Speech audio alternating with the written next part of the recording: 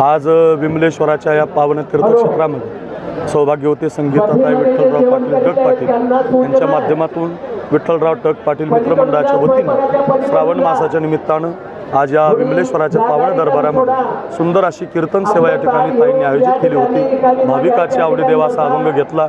भगवान शंकराला काय आवडते, देशाबद्दल, धर्माबद्दल, संस्कृतीबद्दल तरुणांना मार्गदर्शन केलेलं आहे आणि त्या संबंधातून ताईंनी जे आषाढी वारीच्या निमित्तानं आपल्या जवळच्या पांडुरंगाच्या मूर्त्या घराघरापर्यंत पोहोचत केल्या त्यांनी, त्या निमित्तानं त्या पण देवाच्या आवडीच्या कशा होणार आहेत।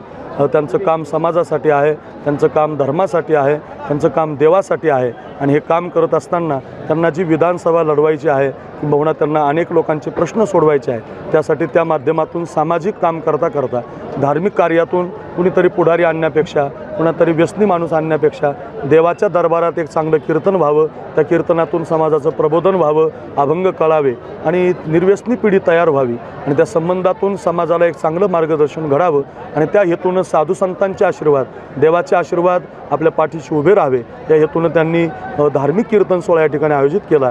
2-2.5 तास कधी निघून गेले, इतका सुंदर कार्यक्रम या ठिकाणी आयोजित झाला।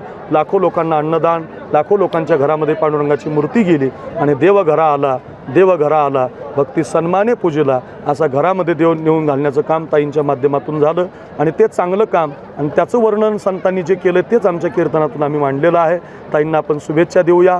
असंच त्यांच्या हातून हे सामाजिक उपक्रमाचं काम घडत राहावं आणि देशासाठी, धर्मासाठी, देवासाठी त्यांना देवानं लवकरच आमदार करावं अशी सदिच्छा या निमित्तानं करतो आणि विमलेश्वराच्या चरणी प्रार्थना करून ताईंना शुभेच्छा देतो।